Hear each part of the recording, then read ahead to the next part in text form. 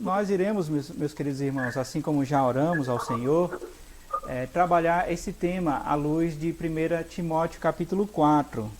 Nós sabemos que nós somos chamados para servir ao Senhor com alegria. E o maior exemplo é o do nosso Senhor Jesus, aquele que é Senhor e se fez servo.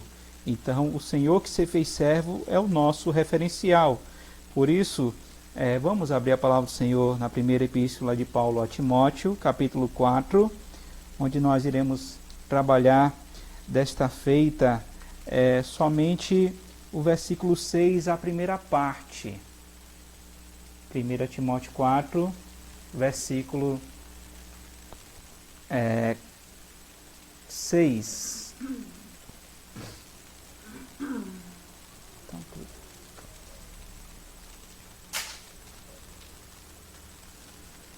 Diz assim a palavra do Senhor: expondo estas coisas aos irmãos, serás bom ministro de Cristo Jesus. Vou repetir: expondo estas coisas aos irmãos, serás bom ministro de Cristo Jesus. Então, lembremos, queridos irmãos, que na semana passada foi o dia dos diáconos e nós falamos dessa palavra. A palavra ministro, que está aqui no original, é a palavra diáconos, que nós usamos para o serviço. Há uma outra palavra chamada doulos, né, que tem a ver com o serviço, mas como um escravo, alguém que é submisso ao Senhor. Paulo usava muito isso para falar de si próprio. Paulo, escravo de Jesus Cristo. Na epístola de Paulo ele vai falar escravo de Deus. Então, veja como aqui Paulo vai usar uma outra palavra para Timóteo, falando que nós somos ministros, servos. Então, meus irmãos, aqui nós já podemos relembrar algo muito importante, que tem a ver exatamente com todos nós, tanto os diáconos, presbíteros, que são oficiais, como também pode subir, como também todos os irmãos. Então veja como esse texto é importante para nós, para falar de todos nós, não somente do diácono, mas de todos os irmãos. Dito isto, nós iremos perceber que o nosso tema tem a ver com a excelência do serviço cristão. E aí nós iremos perceber claramente que Timóteo era alguém que estava servindo ao Senhor. E aí ele vai dizer, né, isso aplica-se a todos os cristãos, e Paulo chama a atenção para os problemas teológicos que lá haviam. Por isso que o texto vai dizer, expondo estas coisas. Que coisas? Me ajudem aí, não precisa responder não. Mas aquela velha história que nós bem sabemos, um texto fora de contexto é um pretexto. Então, estas coisas têm a ver exatamente com o que Paulo falou anteriormente. E o que ele falou anteriormente? Está aí em cima do versículo 1 do capítulo 4. A apostasia nos últimos tempos. Irmãos, ele escreveu no primeiro século da era cristã. Então, nós estamos nos últimos tempos e por isso veja o perigo da apostasia. Então, no dia 5 desse mês, né, o primeiro domingo desse mês, nós trabalhamos esse texto, né? Nós falamos das características da apostasia. Está aí do versículo 1 até o versículo 5, e nós destacamos que ela acontece nos últimos tempos, como diz o texto, né? Versículo 1, ora, o Espírito afirma expressamente que nos últimos tempos. Ela também tem a ver com o abandono da verdade, diz o versículo 1 ainda do capítulo 4, alguns apostatarão da fé, ou seja, abandonarão a fé. Por quê? Por obedecerem a espíritos enganadores e a ensinos de demônios. Então as pessoas vão deixar a verdade.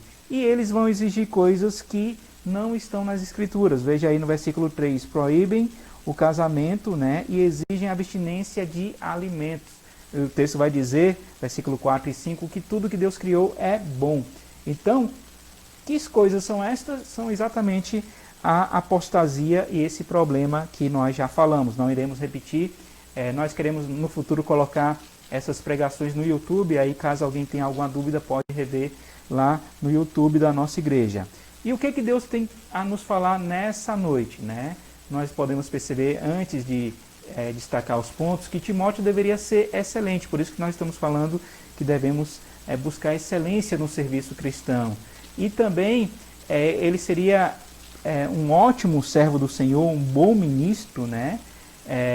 Ao exortar as pessoas. Por isso que nós falamos aqui, né? Essa é uma tarefa tremendamente incômoda. Por quê? Porque nem tudo é um mar de rosas, sempre há dificuldades. E aí nós podemos ver que o bom servo, ele tinha que advertir de que aqueles ensinos não vinham de homens, mas procediam de demônios. O bom servo também tem que ter os olhos para ver estas coisas e advertir o povo dos erros teológicos também do nosso tempo. Por isso, meus irmãos, são raras as pessoas que topam esse tipo de ministério. Você vê, por exemplo, Paulo Júnior, né? É uma pessoa que defende muito a visão cristã. O próprio reverendo Augusto Nicodemos. Esse estudo que nós temos é do reverendo Heber Carlos de Campos, e o filho dele, Heber Júnior, tem sido também uma voz ativa na nossa geração. Então, nós falamos, é necessário ter o dom do discernimento, de estudar a palavra, a doutrina, e também a consciência de que vai gerar inimizades. Dito isto, nós podemos destacar alguns pontos interessantes. Em primeiro lugar, a necessidade desse tipo de ministério. Que ministério é esse, pastor? O ministério de expor as falsas doutrinas, expor que há falsos mestres, e nós vemos a necessidade da palavra do Espírito, ou seja, a espada do Espírito, que é a palavra que tem que ser usada, ela é a única arma de ataque contra o inimigo. Nós vemos que na tentação de Jesus, Satanás quis falar sobre coisas a Jesus, e Jesus sempre contra-argumentou através da palavra. Ele sempre, Satanás, né, está pronto para entrar em ação, e por isso que nós devemos guardar no nosso coração a palavra do Senhor. A boca fala, o que está cheio, o coração. Então, se nós guardamos o nosso coração com a palavra do Senhor, certamente iremos ter essa espada do Espírito para vencer as artimanhas do diabo. Então, veja a necessidade desse ministério, né? Também a urgência desse ministério. Paulo vai dizer, voltando ao versículo 1, né, dos últimos tempos. E olha que nós estamos vendo um texto que foi escrito no 1º século. Não está sendo repetitivo, não. Aqui é a ideia de enfatizar. Nós estamos no século 21 e a necessidade maior nossa é de sermos pessoas que defendam a fé. Então, o alarme da apostasia é expressamente dado pelo Espírito Santo, e com toda a urgência precisamos exercer esse ministério. Não é à toa que o Senhor Jesus Cristo falou que um dos sinais dos últimos tempos é exatamente a apostasia.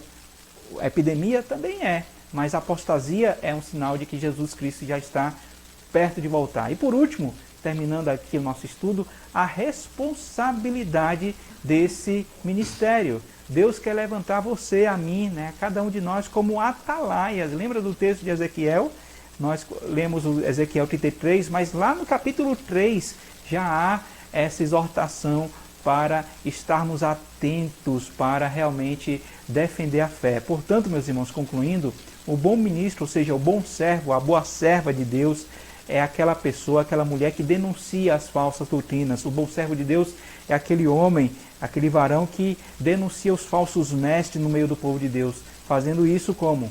Para a glória do Senhor, com sabedoria, buscando exatamente a palavra de Deus. E por falar em palavra, terminando agora assim, concluindo e aplicando, no próximo estudo da próxima quinta-feira, nós iremos falar exatamente sobre isso, porque o texto vai dizer, né? Veja aí no final do versículo 6, alimentado com as palavras da fé e da boa doutrina que tem seguido. Então, na semana que vem, se Deus nos der vida e saúde, nós iremos continuar, iremos terminar o versículo 6, né? Então, esse estudo é contínuo e nós iremos assim buscar. Ah, não, pode deixar aqui, pode só minimizar aqui, Gabi. Isso. Então, meus irmãos, concluindo, nós iremos na semana que vem terminar o versículo 6. A ideia é trabalharmos esses 16 versículos. Então, temos muita coisa aí pela frente. E como nós sempre fazemos, né? Se há alguma dúvida, se há alguma pergunta, os irmãos podem falar agora. Luan, eu não tenho o teu zap, mas você pode mandar a tua pergunta para Marcelo. Marcelo repassa para a gente também, viu? Porque a ideia é do estudo ser interativo, viu? A ideia é que vocês participem. Geralmente no sermão não. Geralmente o pastor fala, né? É mais um momento de exortação, de edificação, de comunhão também. Mas o estudo não. O estudo é interativo. Então, caso os irmãos queiram participar, fiquem à vontade. E assim nós iremos, caso não haja participação, né, encerrar esse momento de adoração ao Senhor. Então, há alguma pergunta, alguma dúvida, algo que não ficou claro? Fale agora ou não é cale-se para sempre não. Deixe para a próxima semana, que aí, se Deus quiser, tem mais para a honra e glória do Senhor.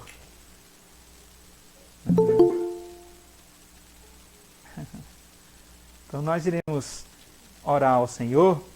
Pode fechar aqui, Gabi, para os irmãos me verem também. Isso, aí agora estão me vendo, não é isso? Então agradecer a Deus por essas horas preciosas de oração, de comunhão e de exortação, de alimento espiritual. Então eu quero também agradecer a Deus mais uma vez pela vida do Luan, pelo seu Bunge lá de Jacobina, entrou aí agora, né, na oração final. Chegou no amém, meu irmão, mas vai receber a bênção do Senhor também desde lá de Jacobina. Então vamos orar ao Senhor, meus irmãos? Vamos buscar o nosso Deus em oração? Oremos. Santo e eterno Deus, nós somos gratos ao Senhor por essas horas preciosas que temos passado em oração, ó Pai. Muito obrigado por esse recurso que o Senhor nos dá, de não ficar apreensivo quanto ao tempo. Já passamos de 1 hora, ó Pai, de programação, e parece que nem tem todo esse tempo, porque tem sido um momento de comunhão, de gratidão, de alegria, de momento em que tivemos de gratidão ao Senhor, porque o Senhor tem nos dado tantas bênçãos, momento de petição também, já oramos pedindo ao Senhor porque somos necessitados, e também um momento de edificação, ao sermos alimentados em Tua Palavra, onde o Senhor nos chama a atenção de sermos atalaias, de estarmos atentos, vigiando, ó Pai, diante dessa época em que estamos vivendo, pessoas que estão sendo enganadas, ó Pai, e que precisam ouvir a sã doutrina. Por isso, desde já pedimos para que na próxima semana venhamos a entender mais sobre a Tua Palavra, essa boa doutrina que é o alimento para as nossas almas. E assim pedimos, ó Deus, que o Senhor esteja suprindo cada uma das nossas necessidades. Como foi dito aqui, muitas pessoas ansiosas, muitas pessoas deprimidas, muitas pessoas angustiadas, ó Pai. E a Tua Palavra nos diz que devemos lançar sobre o Senhor toda a nossa ansiedade, porque o Senhor tem cuidado de nós. Por isso, ó Deus, aplique em nosso coração essas verdades. Dá-nos uma noite de descanso na Tua presença, nos guardando de tropeçar, nos livrando de todo mal, e que venhamos viver para a honra e glória do Senhor. Fica, pois, conosco, com os nossos irmãos visitantes e com cada família aqui representada, com aquelas que não puderam estar, o Senhor sabe os motivos, mas nós somos gratos, ó Deus, por essas horas preciosas de oração e comunhão. E assim oramos agradecidos e o fazemos em nome do Teu Filho Jesus. Amém. Que o Senhor assim nos abençoe, meus irmãos. E agora podem abrir o áudio, mas nós temos alguns avisos, né?